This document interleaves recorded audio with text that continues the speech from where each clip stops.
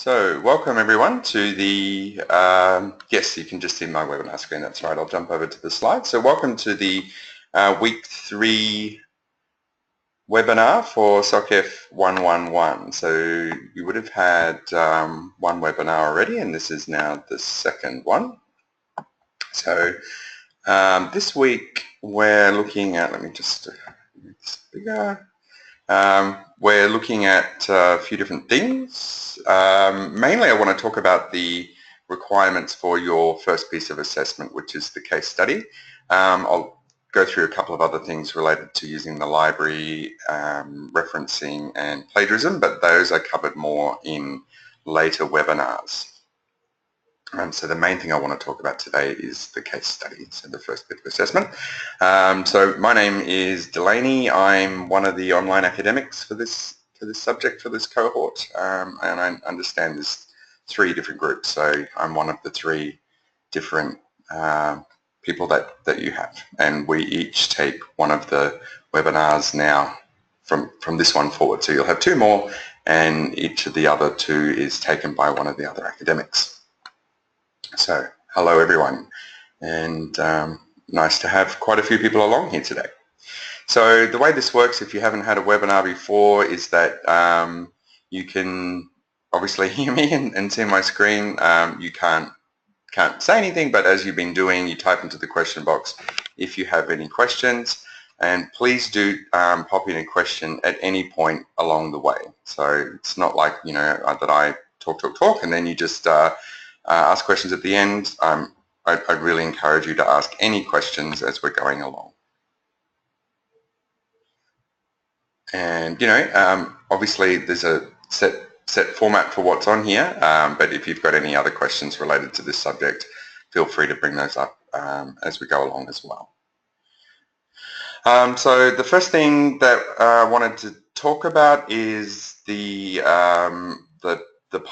policy for requesting extensions on assignments. So you can request an extension directly from your online academic, so me or whoever you have for this subject. We can give extensions for up to 5 days. For anything longer than that, you need to go through the Senior Lecturer for Social Sciences on your campus, and you can contact them through Student Services, and they can do extensions for up to 2 weeks. In either case, you still need to fill in an extension request form, which you can find on the LMS, and send that through with either a medical certificate or the stat deck on the extension form filled in. So you don't need to do both. If you've got a medical certificate, then that's all you need to send through with the completed extension form. You just don't need to fill in the stat deck. The stat deck is if you have some kind of extenuating personal circumstances that you don't have a medical certificate for, so some kind of unforeseeable, unforeseen personal circumstances that's prohibited you in some way in being able to submit on time. Jessica's asking, can I ask for your name, please? Yeah, sorry, it's Delaney. I think I did say it before. You might not have grabbed it. I'll just show you. There it is there. So my name's Delaney Skerritt. Any questions about the assessment policy and about extensions? So the extension request form is on the LMS. Karen's asking, is it possible to send in a draft to see if I'm on the right track?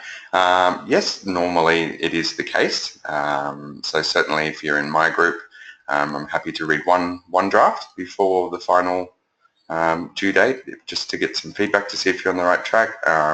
I'm sure that's okay with the other academics as well, but you probably just want to double check that with them as well.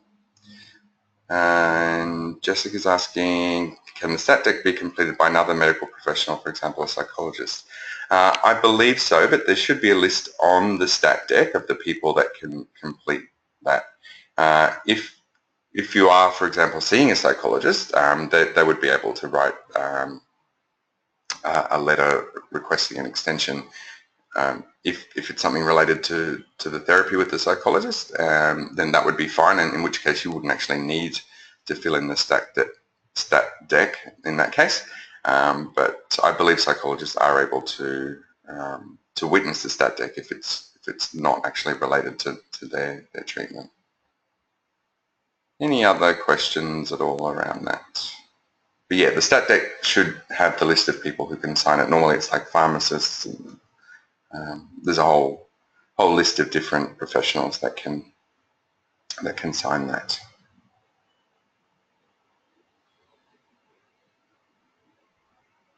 Okay, no other questions popping up now. I'll move along, but if there are any other questions, just feel free to type those in. So, as I say, we're going to talk about the first bit of assessment. So the assessment information is all here on the Assessments tab in the LMS page for this subject. And the first one here is case study. And I'll go over to the, excuse me, the requirements for that. So it's due in week 7 or session 7. There is, as I say, another webinar in session 6, so you'll have an opportunity to ask any last minute questions about that. Of course, you can always email me or your academic in the meantime, or post a question in the loop if you do have questions about it. But yeah, because that's the next webinar is only 1 week before it's due, I do want to talk about the requirements for this now. So please do ask if you have any questions. Has anyone had a look at it already? Have any kind of general questions? I mean, as I say, I will go through it now, but if there's anything that you already want to ask, please pop that in the question box. So it's worth 40%, so it's the kind of the major assessment for this subject. You'll see there's a word limit of 1,000 plus or minus 10%, and that's really important to stick to that. As you'll see down the bottom here, and it will say this on all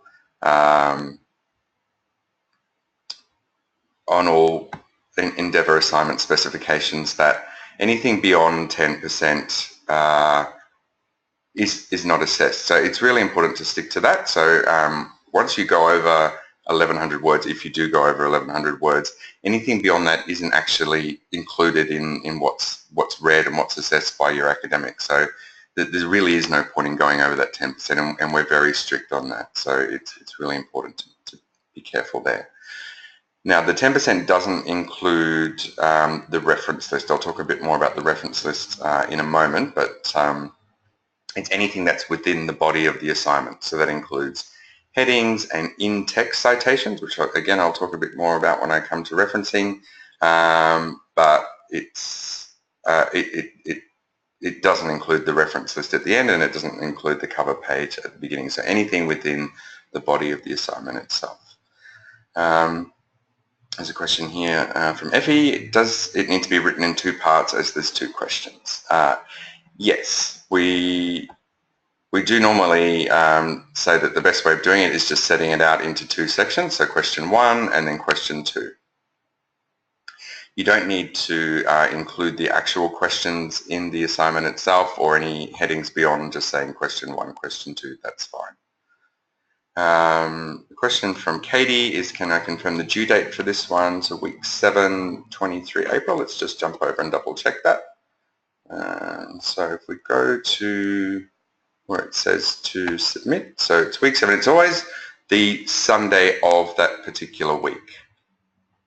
And it should actually give us the date in here. Yeah, so if we say it's due week 7, it means it's due at the end of that particular week, so the Sunday of that week, and it's by 11:55 p.m. Eastern Standard Time. So that would be Queensland time at this time of the year. So yes, 23 April. Is it 1,000 words per, Sharon's asking a question, is it 1,000 words per question or the total for the 2 questions? No, that's 1,000 words overall. So roughly you'd be looking to do 500 words per question.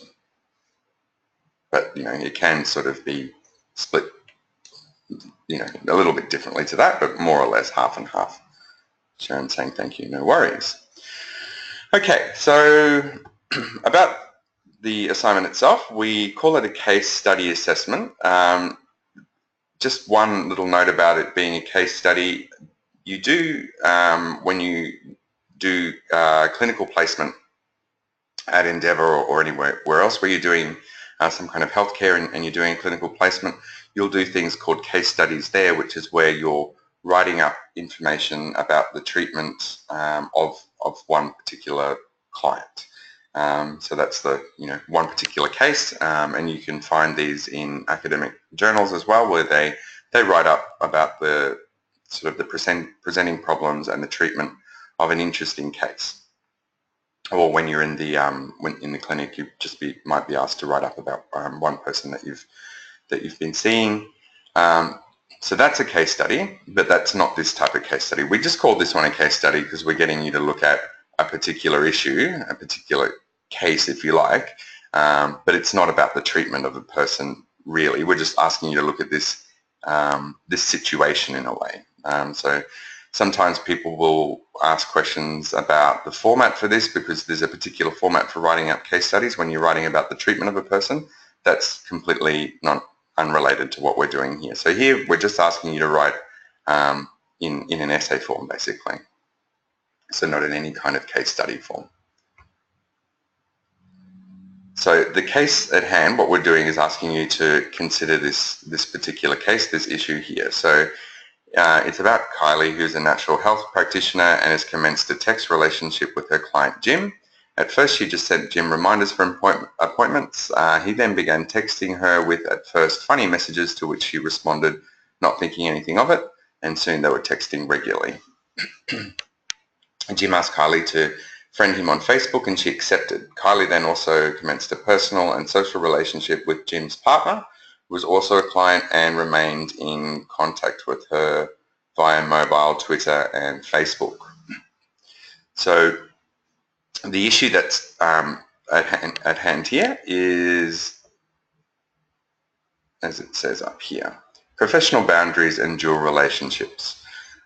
So this has been covered a little bit already in the materials, but it's there's more about this later in the subject. Any kind of initial impressions about what might be going on here in terms of dual relationships?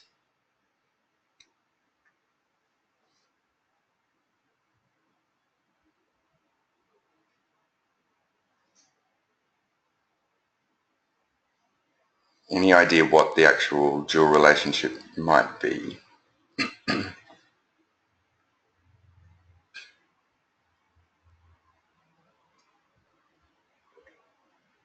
Okay, nothing popping up there yet. So when we talk about dual relationships, yep, Effie's saying maybe two different types of relationship, and Kim is saying husband and wife are both clients. Yep, that's exactly right. So, and let's see, Katie's saying a social relationship, a friendship, a communication with both. Yes. So what's going on here is that as healthcare professionals, we should just have that one particular relationship with the client, that of us being the healthcare professional. We shouldn't be also friends or have any other kind of relationship with clients, because it can blur the professional boundaries. And that's what we're asking you to look at here in question 1. So what kind of issues are coming up with there being more than one relationship here? So as you'll see in the readings for this, there are times when that kind of dual relationship might be unavoidable, such as if someone lives in a rural community or in other kind of small communities, say, for example, like in an LGBT community, so lesbian, gay, bisexual, transgender people. Small communities like that, it sometimes can be unavoidable that there will be multiple relationships with clients. But generally speaking, we only want to have that one professional relationship. It's so that we can remain objective with our clients, because obviously we think and feel differently towards people that we have a personal association or personal relationship with. And the same goes from the other side. The client will have different expectations of us as a healthcare professional if they have a personal relationship with us as well. So it's really important that we maintain that, maintain those professional boundaries. And that's what we're asking you to write about here in question 1. There's some questions coming up here. What about if we try to support people who are our friends who are going through difficult times? And she said, I've already answered that. Yeah, so if it's certainly okay to, you know, to be there for friends, but as you would be if you weren't a healthcare professional, but at the same time, you wouldn't be wanting to be taking on their particular case as a therapist or as a healthcare professional. If they're a friend, you can talk to them, you know, still drawing on your professional knowledge, but obviously if you did have a friend that was wanting healthcare treatment in your modality, the best thing to do would be trying to help them find somewhere or a particular practitioner to see, so helping them with the referral. Karen's asking, is it a conflict of interest to have both husband and wife as clients? It can be, but it's not necessarily the case. And that's actually a little bit beyond what we're asking you to look at here as well. It's a good point though, Karen, so thanks for bringing it up. The main thing that we want you to look at here is that that conflict of interest between going beyond the professional boundaries. So starting out as just having them as a client, but then having those boundaries blur and the client becoming more than just a client.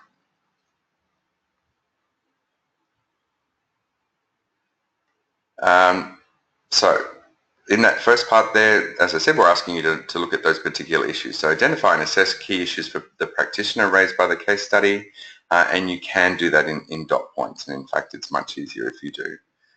Also they're the key issues for the clients, and I'm happy for you to put those in dot points as well.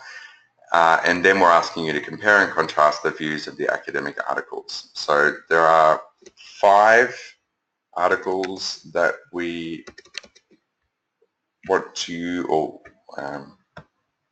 need you basically to use for the case study. Let's just go back to the assessments page.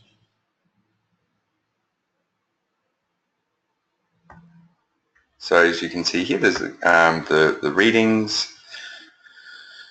So you can see there's 1, 2, 3 there. So and you need to include all of these when you're writing up the assignment, and also include references for all of them to show that you've done that. And as I say, I'll talk a little bit more about referencing in just a moment.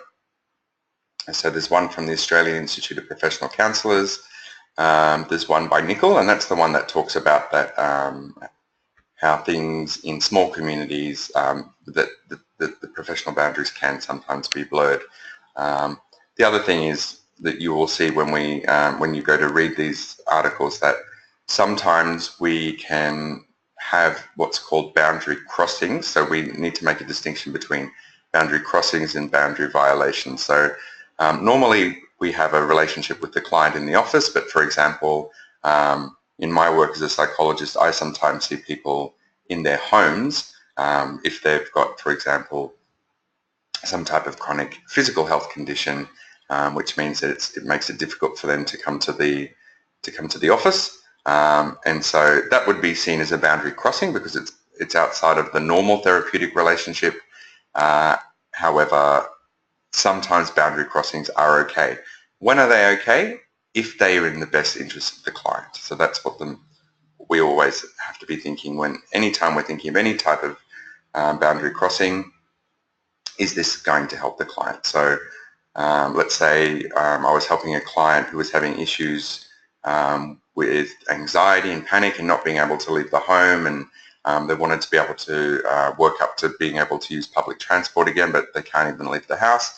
Well, then initially it might be okay, if it's in the client's best interest, for me to go and see them in the home, accompany them to leave the home, accompany them to get on public transport for the first time until they were able to work up to doing that on their own. So that would still be seen as a boundary crossing because it's outside of the normal in the office relationship, but it would be seen as a permissible boundary crossing because it's in the client's best interests. So you will see those two terms come up, boundary crossing and boundary violation. Boundary violation is this kind of issue where we're becoming friends with the client because it's not in their best interests. This particular reading here, the one by Nicole, it does take you to the library web page to go into that. That will ask you to sign in. Now that sign in through the library is a different password than you use for the LMS. So just remember that when you go there, that will ask you for the library password, which is your date of birth rather than the normal one that you use for the LMS. Then we've got one here by Zur, which is from the Zur Institute, and then so that's 1, 2, 3, and then what we're doing for 4 and 5 is asking you to choose 2 articles from the Zur Institute. So one from the heading Boundaries in Therapy and the other one from the heading Dual and Multiple Relationships. So if you click over to the Zur Institute, you'll see those 2 headings there, Boundaries in Therapy and Dual and Multiple Relationships. So in addition to that one that's already listed by Zur, we're asking you to choose 2 more. Now it does say choose 2 articles, 1 article from each heading.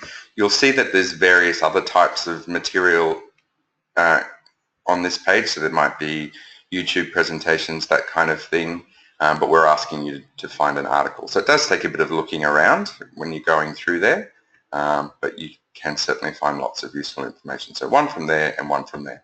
So in a total 5, oops, that's not what I wanted to do. In total 5 altogether. Any questions about the material that you need?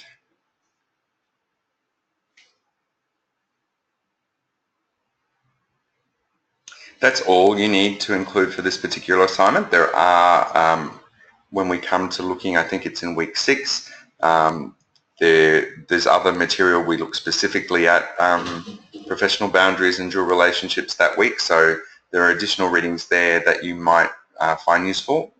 By all means, you can include them if you want to, but there's certainly no need to include any more than the 5.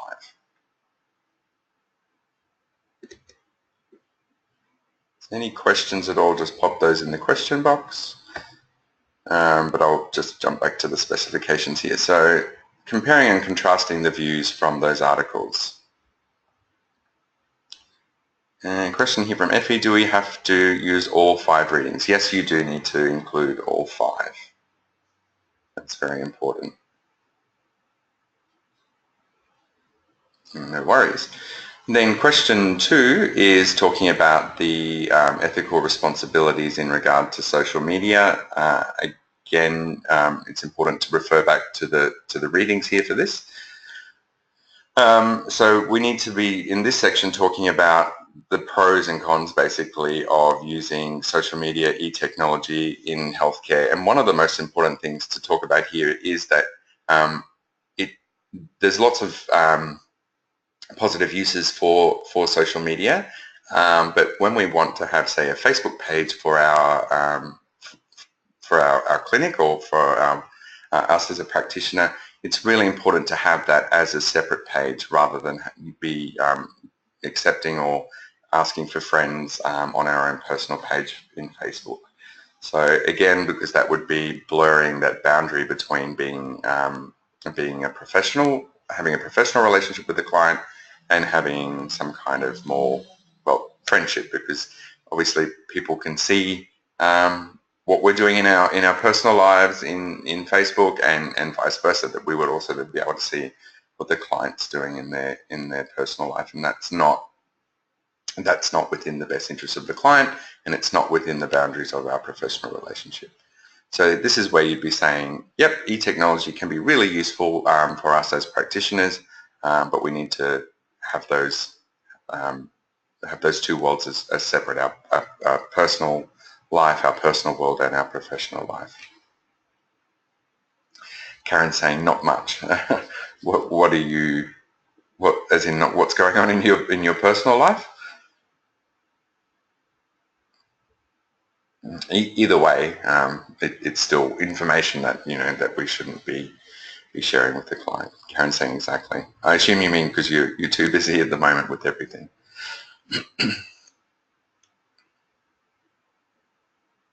All right, and then the last thing, and this is referred to in the readings as well, is the slippery slope and what that's referring to, and it's really important to mention what it means in your assignment, plus also relate it back to the particular case at hand. So slippery slope refers to when we engage in one type of boundary crossing and that it will ultimately and inevitably lead to a boundary violation. So becoming say a Facebook friend with a client or hugging a client will ultimately lead to having a sexual relationship with a client. Obviously that's not always going to happen. That's what the slippery slope argument says. So it's important to say what it is, but also critique it and say, well, you know, it can, and I think it's Zur, you'll see in the readings, he says that, well, it's actually a bit of a paranoid argument, but it's still important to know that a slippery slope can exist. A couple more questions. I've never used Facebook or social media stuff. Should I just pretend that I can relate to this question? Yeah, it doesn't have to be coming from a personal perspective. It's just saying this is what is important for healthcare professionals in general. Katie's asking, should we be dividing the word count evenly between both questions? Yep, more or less half for question 1 and half for question 2, so about 500 words for each. Nicole is saying that escalated quickly. Yeah, exactly. So obviously a small boundary crossing isn't always going to lead to a sexual relationship, and that's what the slippery slope argument would have us believe, but it's not always the case. All right, any questions then about the case study? So those are the main requirements. That's where you find the information. It's always also important to have a look at, for any assignment, have a look at the marking rubric, as we call it. So it's basically just the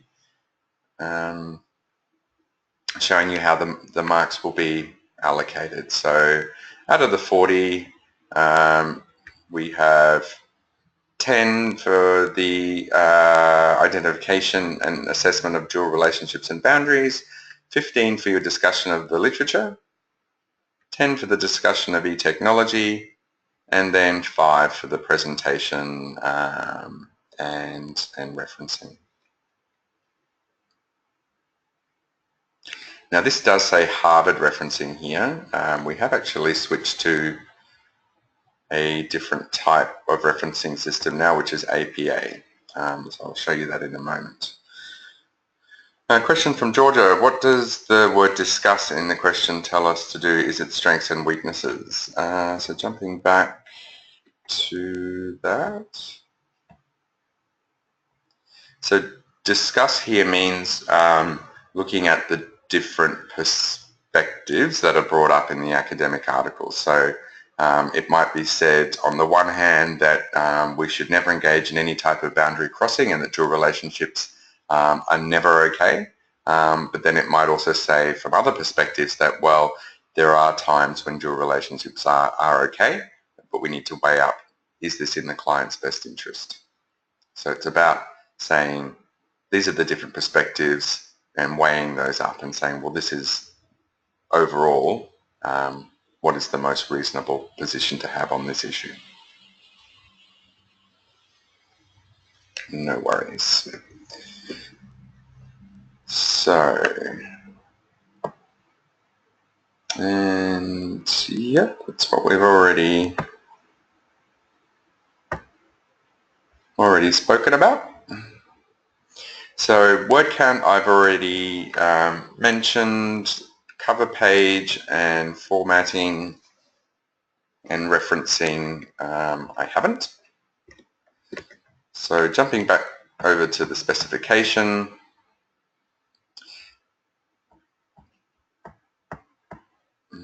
there's no mention in here about what needs to be on the cover page.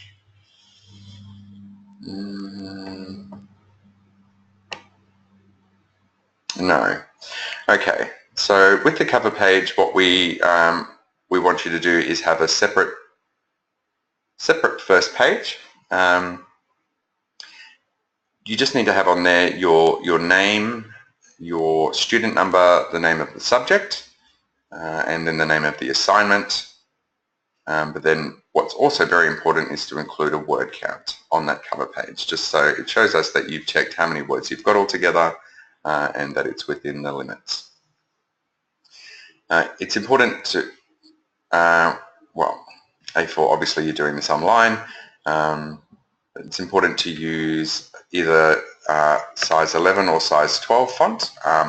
And Arial is what we normally prefer, but any kind of plain font, so Times New Roman would be okay there as well, but normally most people use Arial. As I say, 11 or 12, and double line spacing. So 1.5 line spacing is okay as well. And the way to do that is you can highlight the text if you're not sure how to do it. Highlight the text and just press Control 5, and that will put everything into 1.5 line spacing, or Control 2 will make it double line spacing. Effie's asking, do we include the date? You can put the due date on the cover page, that's fine.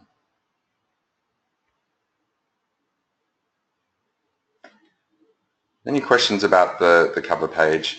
It should be a separate first page, so once you get to the end of typing the information on the cover page, what you can do then is insert a page break, and that will then automatically put an end to that page, and then you can start the actual body of the assignment on the second page.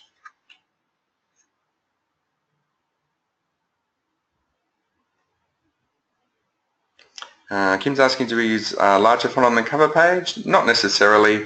Most people just have the font on the cover page is exactly the same as the rest of the assignment, but it's okay to make the cover page a bit larger if you want to. The main thing is that the assignment itself should be just a regular plain font, an 11 or 12 size.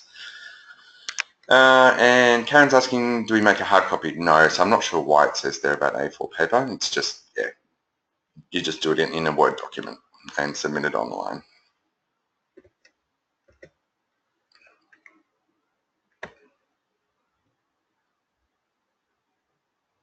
So that's about cover page and formatting, referencing. So the library and referencing are covered more next time, so I won't spend too much time talking about that because we're concentrating on the case study, but you certainly can find the library on the LMS. You can see it there. So the library homepage. What's very important is this referencing guide. So as I say, we're now using APA referencing, and this particular document here is pretty much like your Bible for writing, for academic writing. So it's really important to have access to it, but really basically to have a hard copy printed out, have it next to you when you're doing your assignments. So this will, and here's a handy list of telling you what to do when you're given these particular instructions for writing assignments. That's handy there. But what I actually want to show you is where it gives examples of the referencing, which is further down.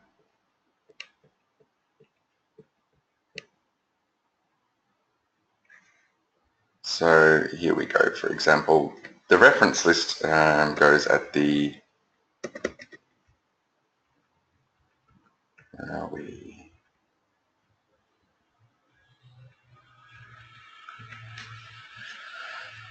The reference list goes at the end of the assignment. So in order to reference, we need to have a reference list or a bibliography plus our in-text references or in-text citations.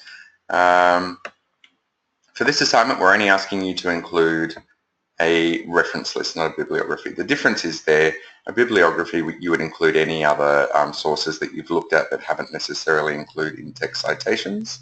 But here we're just wanting you to do a reference list, so only the ones that you've actually referred to in the body of the assignment. Sometimes you get asked to do a reference list, but a bibliography. Most of the time it's just a reference list. So obviously that reference list will need to include all of those 5 references, those 5 sources that we looked at before, plus any additional ones that you may have included. So the reference itself in the reference list looks like that. So author, year, name of the book if it's a book, the edition if it's got several editions, the place of publication, and then the publisher. An ebook would look like that.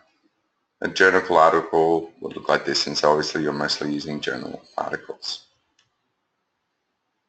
It includes a DOI or DOI, however you'd like to say that, but it's just the kind of reference number, I guess, for the journal article. If there is one, then you should include it as well.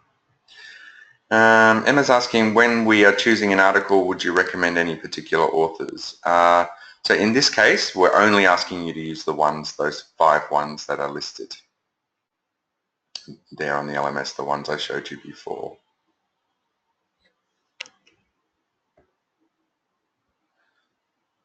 So then when we're referring in text to the author, so we say Walker said, so we've got information from Walker. Walker believes that dual relationships are always bad, then you would write it like that. Walker, then the year in brackets of the publication, and then Walker said blah, blah, blah. However, if you're not including the author's name in the sentence like I just did, so Walker said, but you're just saying that dual relationships can be considered to be always bad, end of sentence. Before the full stop at the end of the sentence, you would put that citation of where you got that from.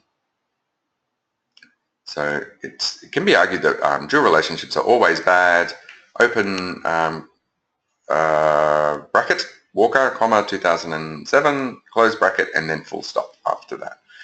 One of the things I often see is people putting that in-text citation after the full stop. It has to go before the full stop at the end of the sentence. And so obviously you'd be looking to have in-text citations for all 5 of those articles and then a reference list with all 5 at the end. So please do have a look through this. It does give you examples of how to do the referencing for all different types of sources that you'll come across. So books, ebooks, journals. Do go through it, have a look. If there's any questions that you have about it at all, then contact us directly. If you're really struggling with referencing, well, the other thing I should point out is that there is, where is that? Right. There's a library research skills tutorial which you can do via the LMS. You can download that citation guide, which is the one we were just looking at. In fact, you must. However, if you're really struggling or it's the first time you're doing it, it can be a bit confusing. If once you've done the library skills tutorial online, if you're still having difficulty with it, then please do book in a session with someone from the library. So if you're not close to a campus, then you can do that by Skype or phone call. And then once you've done all that, if you've still got any questions, by all means, please do contact me or your academic directly. So I've jumped a bit ahead there. So just about why we do referencing. Any thoughts about that? So something to do with plagiarism. Yep, Emma's just said that exactly, to stop plagiarism. So when we're referencing, we're acknowledging that we've got information from another source. And if we don't say where we got it from, then that's considered to be plagiarism. So any information that you get from someone else, whenever you use anyone else's idea, you need to acknowledge that with referencing, because otherwise it's considered plagiarism. And even if you're not doing it intentionally, even if we just sort of forget to add it in, it's still considered to be plagiarism. So it's vital any time you're doing any academic writing that you include a reference to say where you got the information from. Anything that's not common knowledge. So if we say that Australia is a country, the sky is blue, the earth is round, those things are all common knowledge. You don't need a reference for that. But anything that refers to specific information about a particular topic, so dual relationships, professional boundaries, all that kind of thing, then you need to include a reference for that. It also shows whoever's reading your work that, you know, what a good job you've done, where you've gone out and done research and found the information that you needed.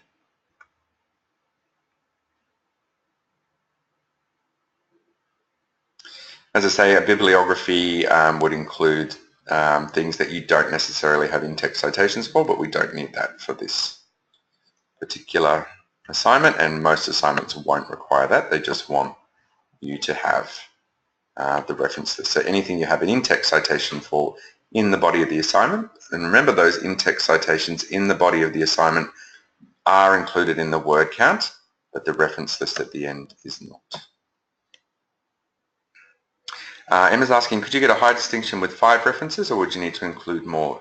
Absolutely not. Absolutely yes, you can get top marks for just including those 5. That's all we need you to include. You're welcome to include more, but there's certainly no obligation. You can do really, really well in this assignment just by including those 5. Obviously, you can't do so well if you don't include the 5.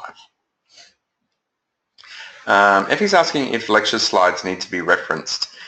Yes, they would need to be. However, the thing is, you should always try and reference a published source. So generally speaking, a journal article, sometimes a book, but most of the time what you'll be needing to include is a journal article. Kim's asking, does the word count include references? So the in-text references or in-text citations are included in your word count. The reference list at the end of the assignment is not included in the word count. So anything in the body of the assignment itself.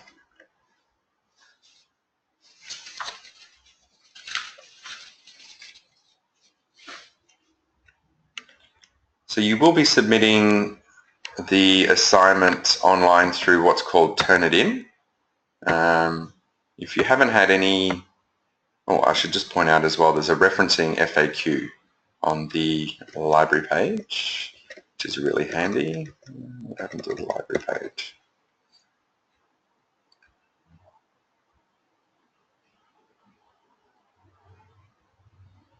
If we go to the library homepage,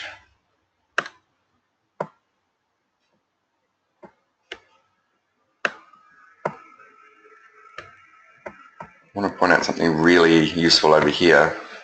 Social Sciences LibGuides. These are specific pages for different topics, and you'll see social sciences and counselling. So lots of really useful information here for counselling related subjects. So you can see that we're one of those ones there.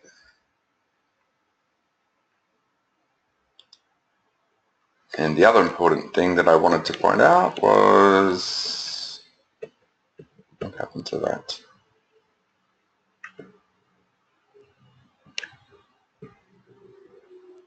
What's the guides?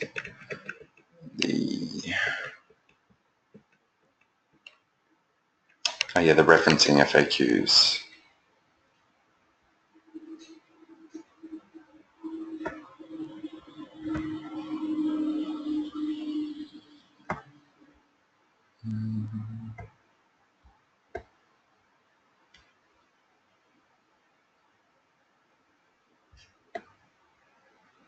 Here we are there. And so referencing FAQs, you'll find a lot of the information, questions that you have around referencing will come up in here.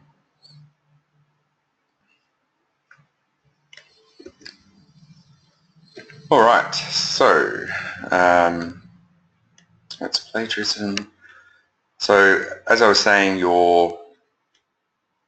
when you submit your assignment, it'll go through a software program called Turnitin. So that picks up any similarities that you have in your work that exist with published sources, but also assignments that other people have submitted at Endeavour or other universities.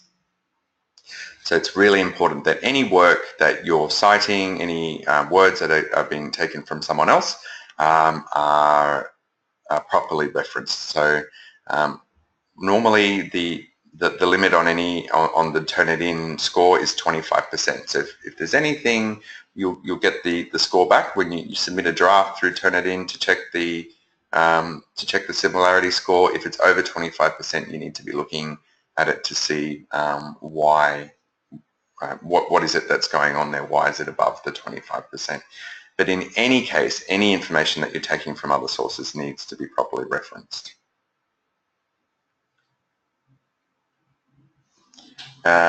Kim's asking, does the word count include references? I think, oh yeah, no, I already answered that question. Okay, so that's about everything that I wanted to go through, and we're almost out of time. So there was a lot of information in those slides, so I just wanted to cover the main things around the assignment and around referencing plagiarism and submitting through Turnitin. So just a couple of minutes left, so if there's any questions that you have, please pop those in the question box now just before we finish up. As I say, there is one more webinar between now and when the first assignment is due, so do pop along then if you have any last minute questions. Otherwise, contact us directly through the LMS, or pop the questions in the loop is the best thing to do, because normally other people have the same questions that you do. So it's really good that then we can sort of have an overall discussion about how you're going with preparations.